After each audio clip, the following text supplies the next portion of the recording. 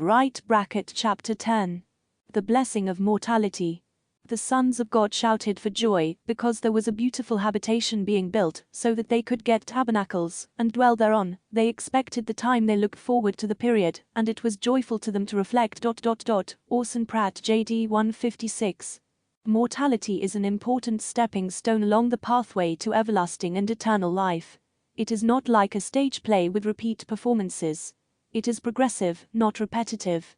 Those supporting a belief in reincarnation state that they must continually discard their bodies as they are born and reborn over and over again. They consider the mortal body as a burdensome thing that needs to be cast away like an old coat. Being born again is a signal that they failed in a previous life, and so they must get another body until they make the grade. On the other hand, Mormon gospel teaches us that the body is a temple to be respected, revered, and treated as a delicate and holy gift from God, as it is the only mortal body we'll ever have.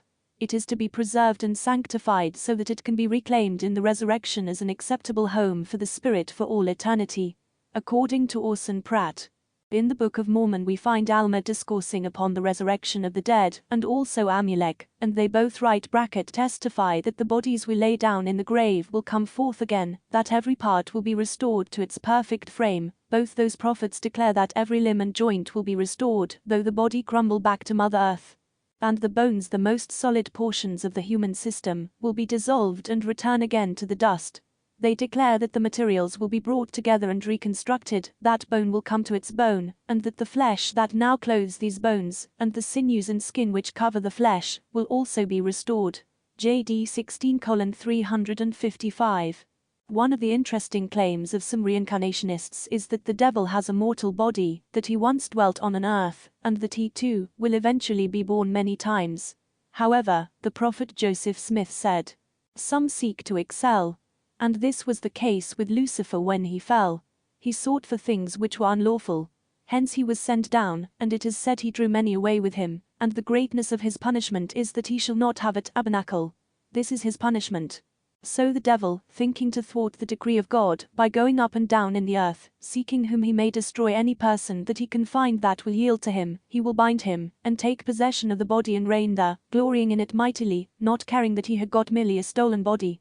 And by someone having authority will come along and cast him out and restore the tabernacle to its rightful owner.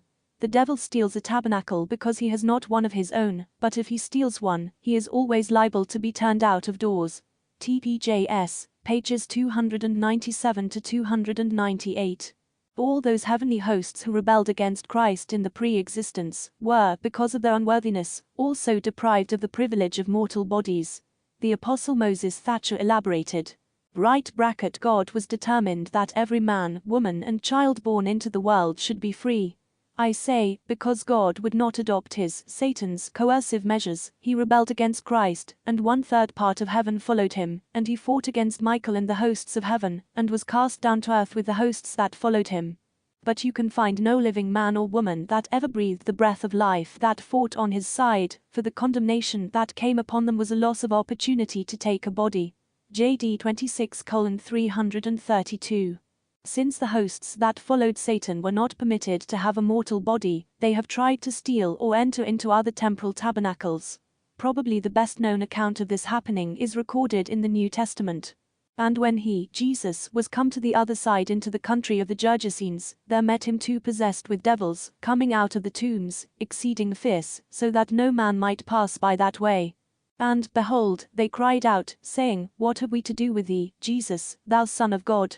Art thou come hither to torment us before the time? And there was a good way off from them an herd of many swine feeding. So the devils besought him, saying, If thou cast us out, suffer us to go away into the herd of swine. And he said unto them, Go. And when they were come out, they went into the herd of swine, and, behold, the whole herd of swine ran violently down a steep place into the sea, and perished in the waters. Matt. 8:28-32. Joseph Smith, Brigham Young and Wilford Woodruff are just a few of the early leaders who concurred that indeed the devil did not have a mortal body of his own. The punishment of the devil was that he should not have a habitation like men. The devil's retaliation is, he comes into this world, binds up men's bodies, and occupies them himself. When the authorities come along, they eject him from a stolen habitation. Joseph Smith, TEJS, page 306. The devil was cursed and sent down from heaven. He has no body of his own, therefore he is constantly endeavoring to obtain possession of the tabernacles belonging to others. Rime Young JD 5:331. God holds the riches of this world in his hands, the gold and silver, the cattle and the earth are his, and he gives to whom he will give. When Christ was upon the mount, Lucifer, the devil, showed him all the glory of the world, and offered to give it to him, if he would fall down and worship him. But do you know that that poor devil did not own a single foot of land in the whole world, and that he had not even a body, or tabernacle? Wilford Woodruff JD 18:120. Even though the devil does not have a body, he tries to make people believe that he has. He does not own anything in this world, but he tries to claim it anyway. The Lord told Cain that if he rebelled against God, he would become perdition and be delivered up to Satan. However, the Lord also told him, "Thou shalt rule over him." See Moses 5:23. Why? Because Cain had a mortal body and Satan did not. The prophet Joseph explained, all beings who have bodies have power over those who have not. The devil has no power over us only as we permit him. TEJS, page 181. The message of this chapter, then, is to show that it is only the devil and the evil spirits that followed him that can enter into different mortal bodies, not the spirits of all mankind, as the doctrine of reincarnation teaches.